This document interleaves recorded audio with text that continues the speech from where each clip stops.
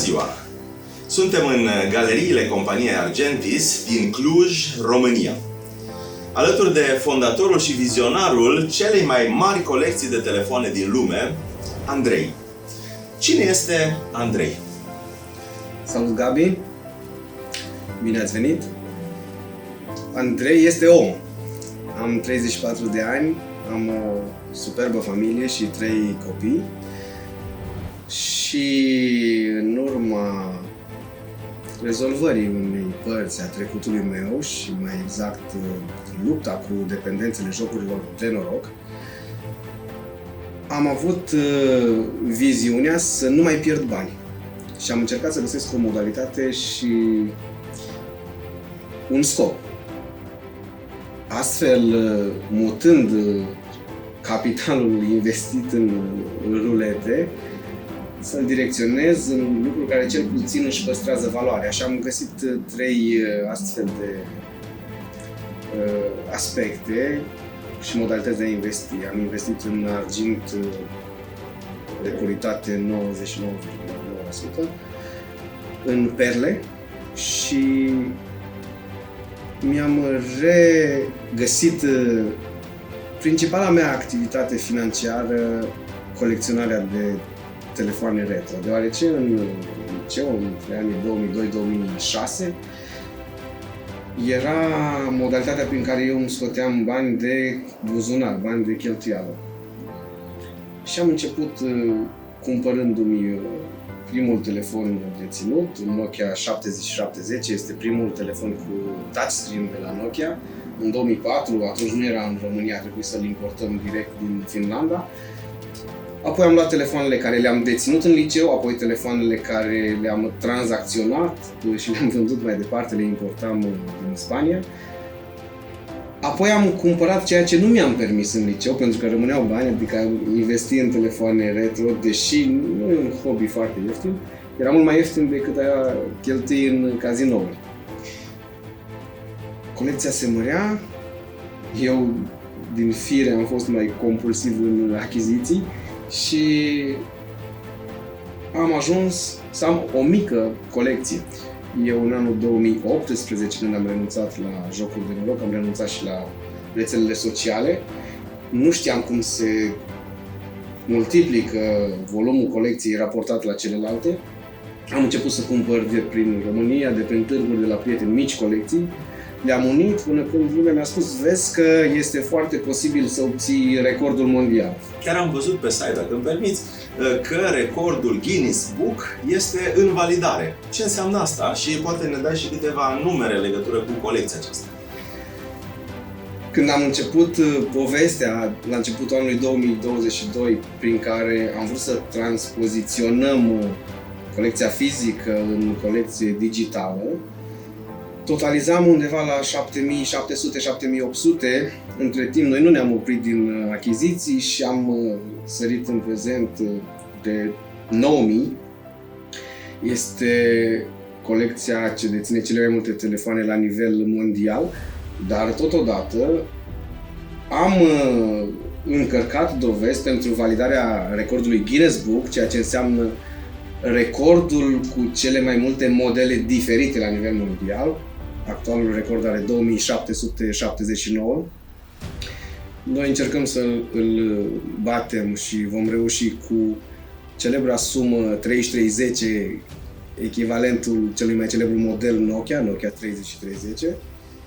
Și în timp ce vorbim, suntem în validarea dovezilor. Ceea ce ne spui este extraordinar. Abia așteptăm să vedem faptul că se va finaliza tot studiul pe care îl fac cei de la Guinness Book și abia așteptăm să vedem placheta cu recordul aici, în galeriile companiei Argentis, în Cluj-Napoca, România. Poate ne spui în cele ce urmează ce tangențe ai avut până acum cu blockchain-ul? 2016. Eram gambler, eram atras de multiplicările financiare mai puțin muncite, să zic așa. A venit către mine informația despre criptomonezi din partea unui prieten am achiziționat pentru prima dată Pascal Coy. Mi-amintesc că era final de 2016. Am luat undeva la 30 de cenți, 30 de dolari cenți, și s-a făcut o multiplicare în câteva luni de 20x, de 20 de ori suma. Prima investiție, prima țeapă, deoarece nu că nu aveam timp, nu eram foarte interesat să dețin un portofel digital, astfel că am cumpărat un portofel unui prieten care la multiplicarea sumei și-a anulat statutul. Și din acel moment eu am prins o aversiune către criptomonezi și către blockchain, deoarece orice mi-ai fi adus ca argument, eu îți veneam foarte atot cunoscător să-ți spun că pe vremea când nimeni nu știa ce înseamnă criptomonezi, eu dețineam și multiplicam. Practic, eu nu dețineam pentru că nu am deținut concret nimic și nu am pierdut din moment ce s-a pierdut doar miza. Și mie mi-a fost foarte greu în prezentul în care suntem să vină din zona de business tradițional și să încercăm să accedem într-un business digital al vremurilor, deoarece aveam acea rană sufletească mai mult de trădare în partea unui prieten decât de pierdere financiară. Deci, pe scurt, după acest preambul, mai deloc, nicio tangență. Suntem aici și ne minunăm în lumina acestor telefoane, dar de fapt suntem pentru colecția digitală, suntem pentru Retrofon NFT. Cum ți-a venit ideea? În cele din urmă eram la o cină cu un prieten. Probabil că îl plictisisem cu poveștile mele și a spus să mă plictisească și el cu ale lui și am fost din amiciție obligat să-i ascult domeniul de activitate. El activa în domeniul blockchain și mi-a spus pentru prima dată ce înseamnă un NFT, mi l-a prezentat foarte sumar și ca o inovație a sistemului și a mecanismului blockchain. 2 luni nu am luat în calcul nici măcar să înțeleg ce este. 19 ianuarie am încercat să găsesc în mintea mea o explicație foarte pragmatică a unui NFT și l-am comparat cu o sticlă de ulei alimentar. Și mi-am dat seama că este un produs care are nevoie de un marketing, are un cost și aduce beneficii cumpărătorului. Și nouă, să zicem, antreprenorilor ne vin zeci, sute de idei în perioade scurte de timp, dar când identificăm una bună sau foarte bună, simțim ceva. Am identificat că e o idee foarte bună și am transmis către prietenul meu, am o idee, e posibil să fie genială. Când ești pregătit, aș vrea să ți-o împărtășesc. Și am încercat în mintea mea să găsesc un activ ce îl dețin ca să pot să, în mintea mea, să-l transpun digital și să fac analogie cu un produs, cu un cost. Și eu trăiesc între telefoane pentru că sunt în birourile noastre, peste tot, și către angajații din firmă, iar vin cutii cu telefoane, iar vrem să le curățăm, iar vrem să le băgăm în baza de date. Și m-am gândit, haide să înțeleg eu mai bine, haide să creez o colecție de NFT-uri despre telefoane. Nici de cum nu mă gândeam că ar fi interesant să le fotografiem, deoarece un NFT practic este o imagine digitală obținută printr-un software 10.000 deodată, să schimbă câteva caracteristici și avem o colecție pe care o vindem și încercăm să promitem ce beneficii sunt în spate. Dar am zis că, precum un produs tradițional, valoarea trebuie să apară din ceva. Și atunci, în primul rând, am zis, haide să apară din munca și din efortul investit. Și în legătură cu efortul depus presupun, și poate ne dai date concrete, presupun că e un volum enorm de muncă investit aici și îmi dau seama că așa se întâmplă. Cred că echipa este una numeroasă. Te rog să ne spui cum ai strâns această echipă și ce presupune un NFT homemade. La fel ca și în cazul activului telefoanele fizice, în formarea echipei am încercat să mă folosesc de activele ce le aveam deja la îndemână, deoarece nu știam ce presupune o investiție într-un astfel de efort uman și s-a și dovedit că e adevărat și nu știam, pentru că a fost uriaș efortul uman investit. În primă fază m-am folosit de prieteni, de familie, de cunoștințe și de angajați. Și am avut o regulă. Deși erau profesioniști cei pe care îi cooptam în echipă, fotograf profesionist, developer profesionist, oameni de marketing profesionist, toți eram noi în domeniul NFT-urilor. Și a fost condiția mea ca toți să fim noi și toți să fim începători, să zicem așa, ca să nu apară un atot știutor și să-i pună pe ceilalți membri ai echipei în dificultate, impunându-se ca și validator de proiect, să zicem așa. Ca mai apoi să căutăm pe domeniile de expertiză necesare profesioniști. Dându-le de la început, știi ce sunt la NFT-uri? Nu știu, uite, urmărește podcastul ăsta în care ți se explică, îți mai explic și eu cuvintele mele și trebuie să facem asta. Îi atragea foarte mult ideea de a veni din realitate, pentru că noi asta facem. În premieră noi venim din realitate și aducem un produs ce este deja existent, o investiție care deja s-a făcut, fără un alt sprijin, și o transpoziționăm digital chiar printr-o inovație, pentru că o fotografiem și ca să certificăm că un telefon nu apare de 2 ori în colecția de NFT-uri, am inovat să proiectăm în fotografie e-mail-ul și toate datele aferente acelui telefon. Și am încercat să respectăm tiparul creierii unui NFT și anume să permutăm elementele astfel încât să ajungem la o raritate.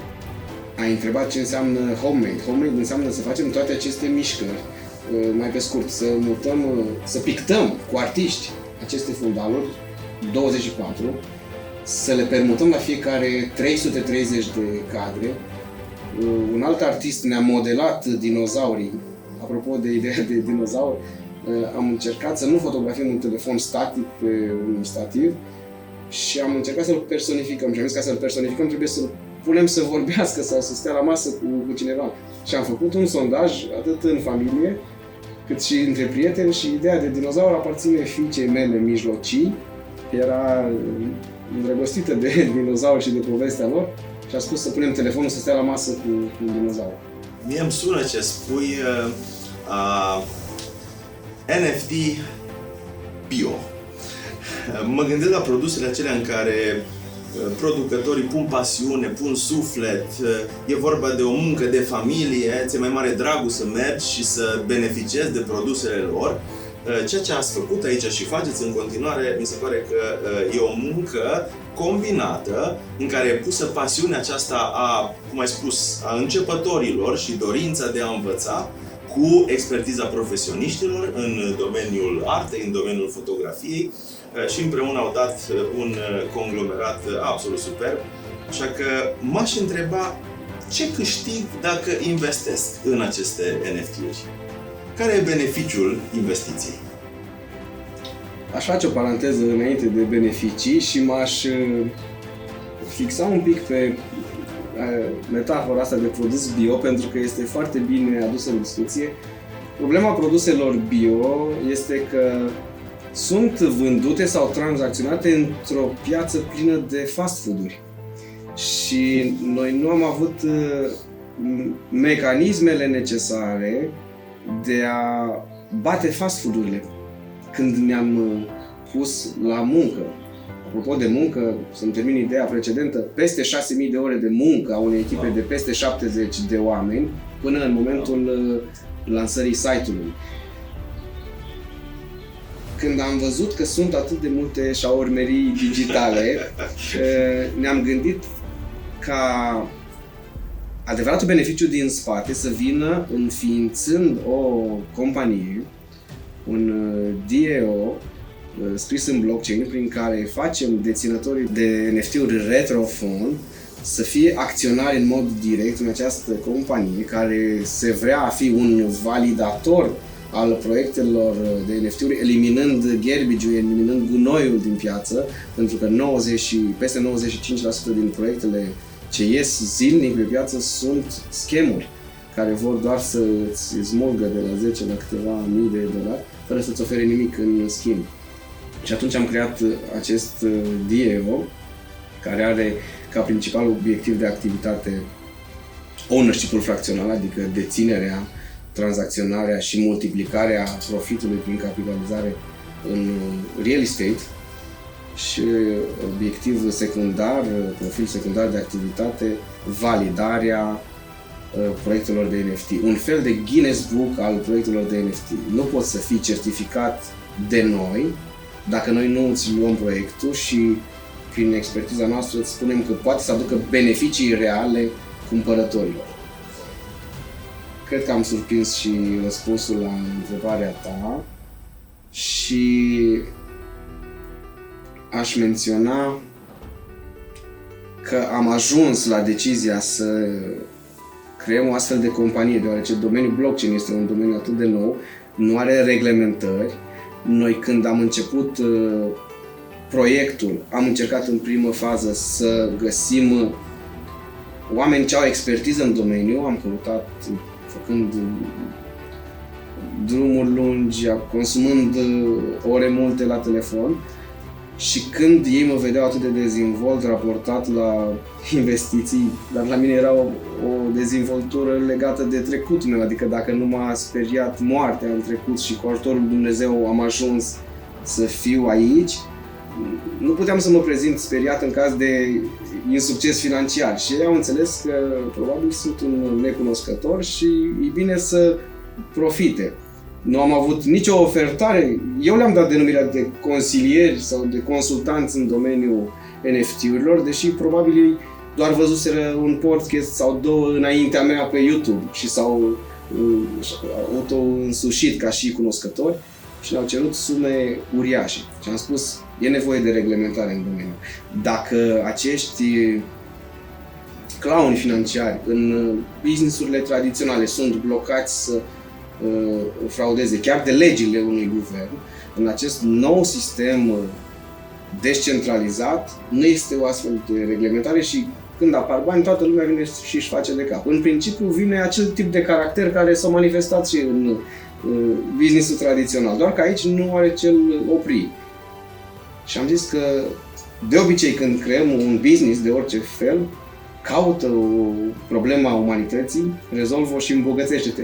Acum, îmbogățirea poate fi nocivă, precum o armă, adică cu o armă poți fie să vânezi, să-ți asiguri existența, fie să te sinucizi. Depinde cum folosești acest mecanism, depinde cum folosești scopul nobil dintr-un business. Așadar, să înțeleg că investind în Retrofon NFT pot să am siguranța certificării, validării, pot să am siguranța unui produs care se va întoarce înapoi cu profit. Cât costă totuși un NFT? Prețul unui NFT Retrofon va fi anunțat cu 3 zile înainte de mintare, adică pe 6 iunie. Noi am creat smart contractul pe platforma Ethereum. În afara faptului că va fi un produs real și cu valoare, integrat încă de la început. Deții o bucată de record mondial digital. Am adus încă 2 tipuri inovatoare de profit. În primul rând, am asigurat investiția celor ce vor cumpăra un indice tranzacționat pe Wall Street prin VXX, noi l-am numit VXX Guardian. Ne poți spune mai multe despre acest indice? VXX este o asigurare pentru cei ce tranzacționează pe Wall Street.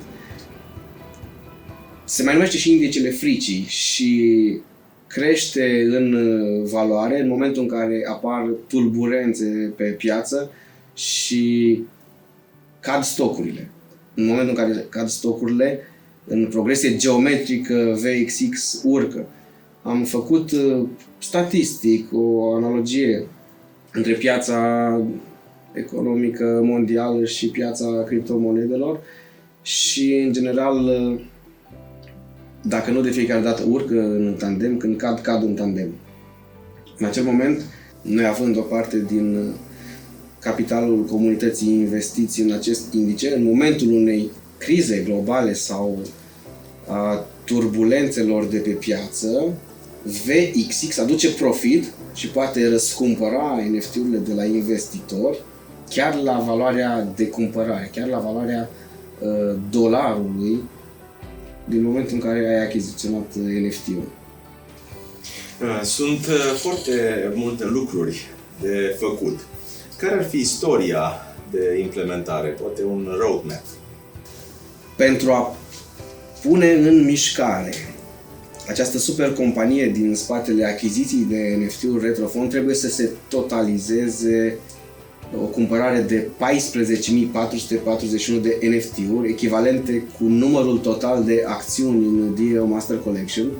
Asta înseamnă că după ce vom vinde cele 7.700 de NFT-uri din prima colecție, mai avem încă două colecții. Prima colecție intră în vânzare în data de 9 iunie și se vând 1000 de NFT-uri pentru cei din whitelist, pentru cei din comunitate ce beneficiază de un discount de 55%.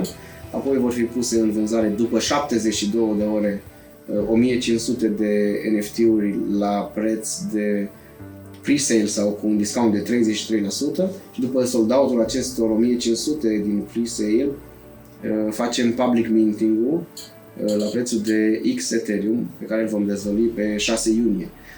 După 3 luni de la sold-out-ul primei colecții, aducem într-un alt cadru, într-un alt estetic, telefoanele ce vor fi integrate în baza de date a Guinness Book-ului și vom vinde 4321 de NFT-uri, incluzând acest total, plus numărul de prototipuri ale colecției, deoarece deținem 333 de prototipuri, adică telefoane ce nu s-au lansat pe piață, nu s-au pus în vânzare, scrie not for sale, dar pentru colecționari sunt cele mai scumpe.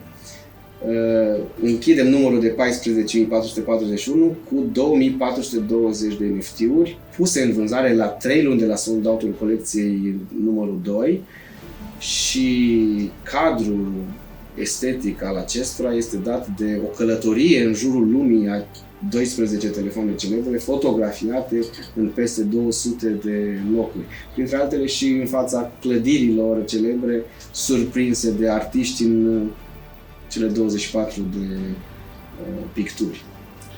Din roadmap am înțeles că un NFT te face acționar în DAO Master Collection. Poți să detaliezi? La 6 luni de la sold-out-ul final sau de la sold-out-ul colecției a treia, lansăm DAO Master Collection. Există și cazul în care e posibil, puțin probabil să nu se vândă toate, atunci banii direcționați către trezoreria DAO Master Collection vor fi utilizați pentru comunitate, investind în staking crypto, ceea ce înseamnă că vom obține redevențe financiare investind în proiecte cripto, nu le vom tranzacționa și astfel validăm acele proiecte, noi încasând profit. Voi, ca fondatori, marcați profit. Unde e beneficiul? Banii din încasări se distribuie astfel. 55% din încasările directe merg către comunitate. Din banii comunității cumpărăm asigurarea de 23% din ei, investim în staking crypto de 22% din capital și 55% direcționăm către trezoreria DAO Master Collection. Din 12% din încasări înființăm Fundația Echilibrium, o organizație la nivel mondial ce are ca scop principal de activitate lupta împotriva adicțiilor de orice fel. În acest mod, aducând încă un beneficiu cumpărătorilor de NFT-uri și forțându-i sau învățându-i să devină persoane caritabile. 33% din încasări revin fondatorilor. Ce fac fondatorii cu banii? Te invităm să accesezi pagina dedicată din site sau să o asculți pe canalul nostru de YouTube pe www.retrofonenft.com. Fiecare pagina business planului este atât scrisă cât și vorbită și redată pe platforma YouTube. Din banii fondatorilor plătim echipele, plătim Super World Trip, deoarece în ultima parte a roadmap-ului un proprietar de Retrofon NFT poate câștiga o excursie pentru 2 persoane în jurul lumii timp de 33 de zile. O excursie care, dacă nu se poate realiza sau nu se dorește a fi făcută de câștigător, poate fi răscumpărată de către noi la prețul de $55.000. Din banii ce e posibil să rămână, ce revin fondatorilor, implementăm un vis. Creăm Argentis Land. Argentis Land este un parc ce vine din trecutul și din pasiunile mele de a deține animale. De a deține animale ce să interacționeze cu copii, cu oameni, cu bătrâni, cu persoane bolnave și am văzut că este cel mai bun mod de terapie pentru toate categoriile. Din acest parc aș dori să înființăm Fundația Sfântul Andrei, care să aibă implementare în România și astfel, din acest business, eu nu doresc să marchez profit, deoarece obțin absolut toate celelalte resurse de la îndeplinirea pasiunilor, a avea un stil de viață bun și echilibrat atât pentru mine cât și pentru familia mea și a da mai departe ceea ce am primit. Foarte interesant numele acestei fundații și cu o valoare personală profundă, Echilibrum. Ne putea spune istoria lui? Ne apropiem de final și am vrea să fim foarte personali. Echilibrum este un nume scris greșit. În mod normal ar fi trebuit să scriem Echilibrium, care ar face referire la echilibru. În 2006 eram întemeietorul unui trib în jocul de strategie Tribal Wars. De atunci aveam luptele astea cu dependențele și visam tot timpul. Era un film, The Gambler, în care după ce și-a rezolvat problemele financiare, chiar printr-un câștig, ceea ce este o utopie și nu poate fi adevărat, a început să alerge fără nimic, dar să fie liber. Și am înființat încă de pe atunci, din dorința de a fi liber și de a fi echilibrat, acest trib. I-am pus numele Echilibrum, nu am câștigat atunci jocul, dar în sufletul meu a rămas dorința de a mă salva.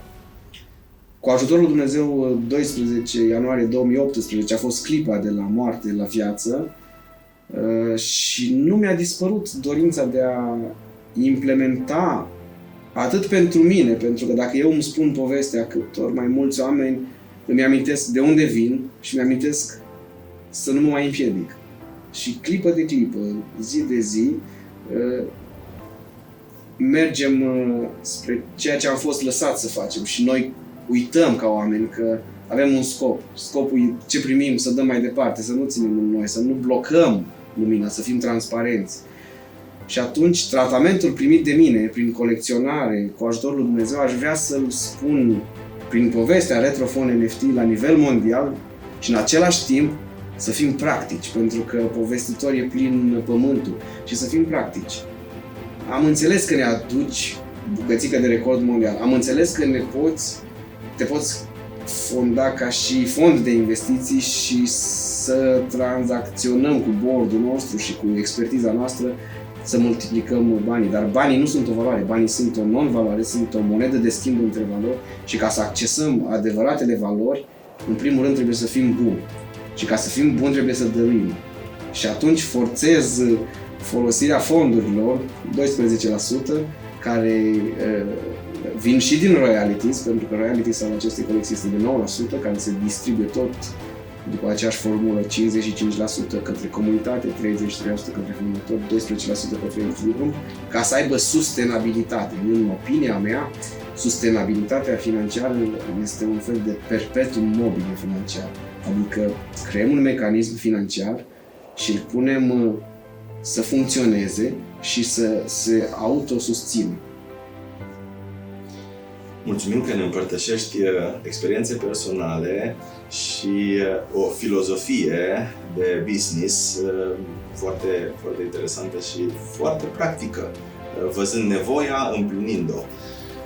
Suntem oameni ai cărților și știi, la final e un ultim capitol în loc de concluzii.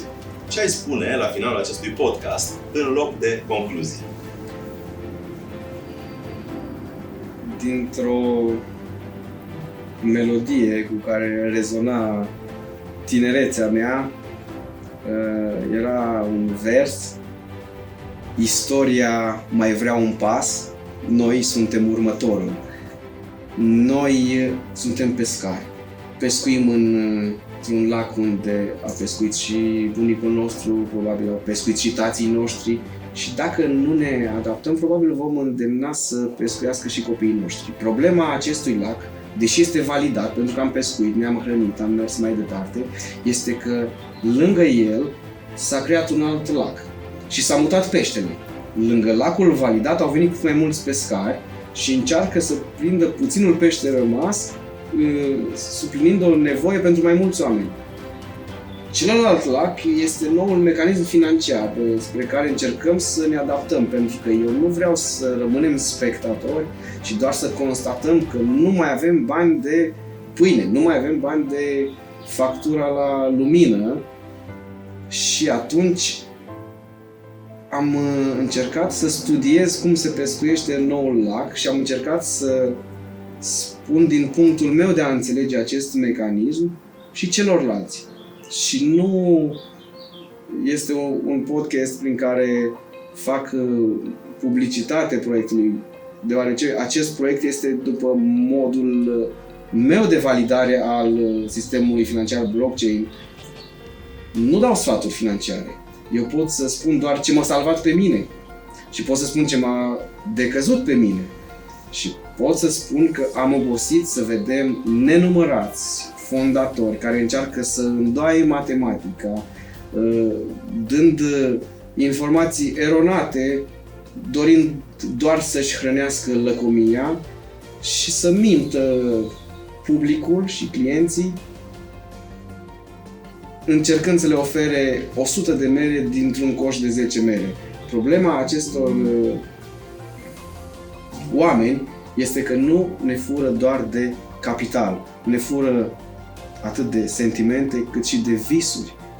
Aici este adevărata pagubă sufletească ce ne poate cauza. În loc de final, fiți înțelepți. Vă doresc succes deplin. Mulțumim! Mulțumesc, Gabi!